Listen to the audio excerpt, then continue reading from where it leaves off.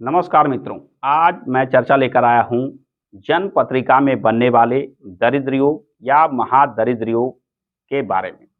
आज हम जानेंगे कि जन्म पत्रिका में कैसे दरिद्र योग या महादरिद्र योग का निर्माण हो जाता है और इसके क्या अशुभ प्रभाव होते हैं। साथ ही साथ हम जानेंगे यदि आपकी जन्म पत्रिका में यह दरिद्र योग या महादरिद्र योग जैसा अशुभ योग बन रहा हो तो उसके उपाय के लिए क्या करना चाहिए जिससे कि इसके अशुभ प्रभाव में कमी आ जाए और जीवन में धन धान्य की कमी ना रह जाए।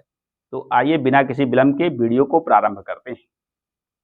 दरिद्र योग के बारे में जानने से पहले हमें जन्म कुंडली के कुछ मूल बातों को जानना चाहिए। जन्म कुंडली में 12 भाव होते हैं। इसकी गिनती यहाँ जहाँ ल यानी लग्न लिखा है यहाँ से शुरू होती है। पहला भाव, दूसरा भाव, तीसरा भाव, चौथा भाव, पांचवा भाव, छठा भाव, सातवां, आठवां, नौवां, 10वां, 11वां और 12वां।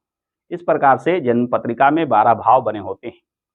जन्म पत्रिका के दूसरा भाव यानी पहला दूसरा भाव, इस भाव को धन भाव की संज्ञा दी जाती है। यहाँ से धन के स्थिति को देखा जाता है। यह भाव धन का भाव है।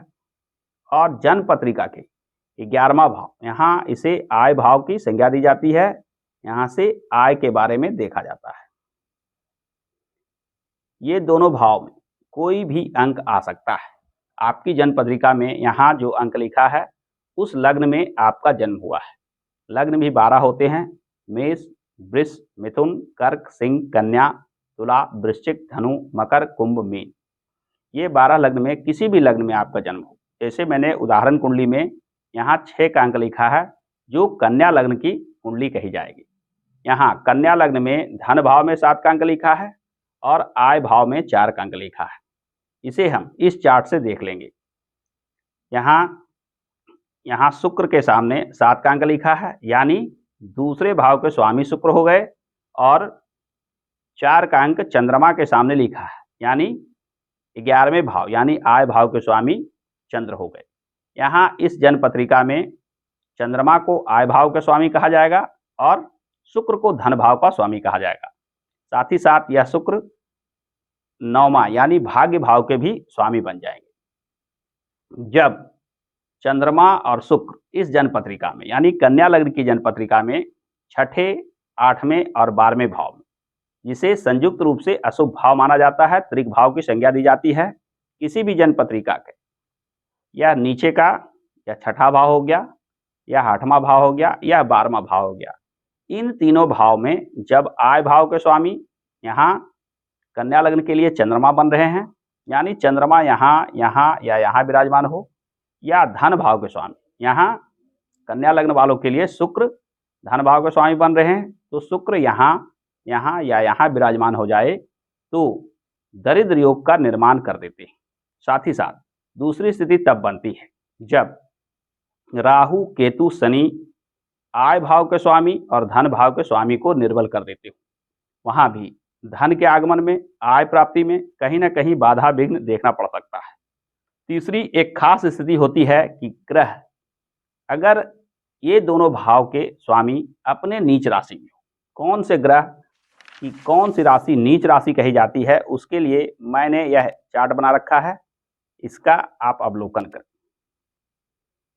देखिए, सूर्य तुला राशि में नीच के होते हैं। जन्म पत्रिका में जहां 7 का अंक लिखा हो, यदि सूर्य विराजित हो जाएं तो सूर्य नीच के माने जाएंगे।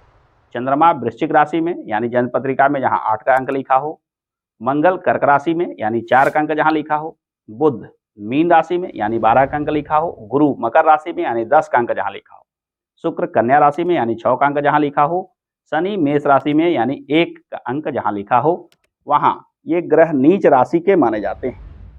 तो यदि तीसरी स्थिति यह बन रहा हो कि धन भाव के स्वामी और आय भाव के स्वामी, जैसा कि इस जन्म पत्रिका में आप देख रहे हैं, यहाँ धन भाव के स्वामी शुक्र बन रहे हैं और आय भाव के स्वामी चंद्रमा बन रहे हैं।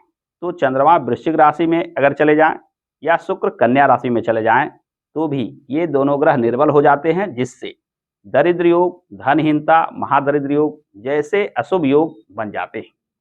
इसके प्रभाव से यानी यदि आपकी जन्म पत्रिका में दरिद्र योग बन रहा हो तो इसके प्रभाव से ना केवल धन के आगमन में बाधा विघ्न देखना पड़ता है, बल्कि संचित भी नहीं हो पाता है। धन कमाने में आपको काफ़ी परेशानी उठाना पड़ता है। लाख प्रयास करने के बावजूद भी आप समुचित रूप से धनार्जन नहीं कर पाते हैं। जीवन में दुख, दरिद्रता और गरीबी बनी रहती है। दरिद्र योग अपने आप में एक अत्यंत अशुभ योग माना जाता है। जिन किन्हीं के पत्रिका में यदि दरिद्र योग बन गया हो, तो यह निश्चित मानिए कि उनके जीवन में सफलता और तरक्की में बाधा विघ्न लग ही जाती है। जीवन में कुछ भी प्राप्त करना अत्यंत कठिन हो जाता है। आइए अब हम जानते हैं कि यदि आपकी भी जन्म पत्रिका में यह दरिद्र योग बन गया हो, तो इसके निदान के लिए, इसके उपाय के लिए किन बातों की चर्चा शास्त्रों में की गई है। दरिद्र योग के उपाय की बात की जाए तो सबसे पहले नंबर पर आता है दारिद्र दहन शिव स्त्रोत। इस स्त्रोत के भी पाठ करने से दरिद्र योग के अशुभ प्रभाव कम होने लगते हैं। साथ ही साथ माता लक्ष्मी से जुड़े कनक धारा स्त्रोत के पाठ करने से भी जीवन में धनहीनता जैसे अशुभ प्रभाव कम होने लगते हैं। कनक धारा स्त्रोत के पाठ करने से धन से जुड़े अनेक लाभ होते हैं। साथ ही साथ कनक धारा स्त्रोत के पाठ करने से जीवन में अनेक प्रकार के लाभ दिखाई देते हैं। कनक धारा स्त्रोत पे मैंने एक खास वीडियो बना रखा है। यदि अभी तक आपने उस वीडियो को नहीं देखा है तो उसे जाकर मेरे चैनल पर अवश्य देखें। साथ ही साथ श्री सूक्त के पाठ करने से भी धनहीनता दूर हो जाती है। ये दोनों कनक धारा स्त्रोत और श्री सूक्त माता लक्ष्मी के अत्यंत प्रिय स्त्रोत माने जाते हैं। इन दोनों के पठन पाठन से निश्चित रूप से मानिए कि दारिद्र योग के अशुभ प्रभाव कम होने लगते हैं। श्री सूक्त पे भी मैंने एक वीडियो बना रखा है। यदि चाहते हैं तो उस वीडियो को जाकर देखें। श्री सूक्त के पाठ करने से और किस प्रकार के लाभ होते हैं उस वीडियो में बताया गया है। साथ ही साथ दारिद्र योग के उपाय के रूप में नारायण कवच का पाठ एवं ग्रह रत्न और अशुभ ग्रहों के शांति संबंधित उपाय करने की बात बताई जाती है।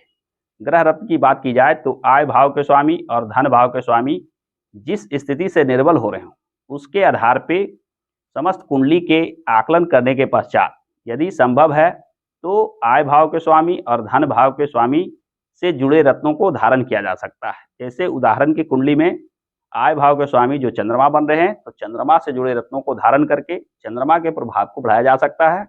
और धन भाव के स्वामी शुक्र बन रहे हैं, यहाँ कन्या लग्न वालों के लिए शुक्र धन देने के कारक ग्रह माने जाएंगे। अतः शुक्र के रत्न को धारण करके धन में वृद्धि की जा सकती है। यानी कुंडली के स्थिति के आधार पर आय भाव के स्वामी और धन भाव के स्वामी के ग्रह रत्नों को धारण किया जा सकता है। जब इस कुंडली में कहीं धन भाव के स्वामी और आय भाव के स्वामी राहु, केतु या शनि से प्रभावित हो, वहां इन अशुभ ग्रहों के शांति के अनेक विधि विधान किए जाते हैं। उन उपायों के माध्यम से इन अशुभ ग्रहों के अशुभ फल को कम किया जा सकता है, जिससे आय भाव और धन भाव के ग्रह कहीं ना कहीं बली हो जाते हैं, जिससे जीवन में आ रही दुख, दरिद्रता और गरीबी धीरे धीरे दूर होने लगती है। तो आज के संक्षिप्त वीडियो में बस इतना ही। आशा करता हूं कि आज का यह वीडियो आपको पसंद आया होगा। यदि आज का यह वीडियो पसंद आया है तो हमारे इस वीडियो को लाइक और शेयर करना ना भूलें। और हाँ, हमारे इस चैनल को सब्सक्राइब करके बेल आइकन को अवश्य दबा लें, क्योंकि मैं इस चैनल पे ज्योतिष, धर्म और अध्यात्म से जुड़े नए नए वीडियो लेकर आता रहता हूँ। हमारे साथ अंत तक बने रहने के लिए बहुत बहुत धन्यवाद।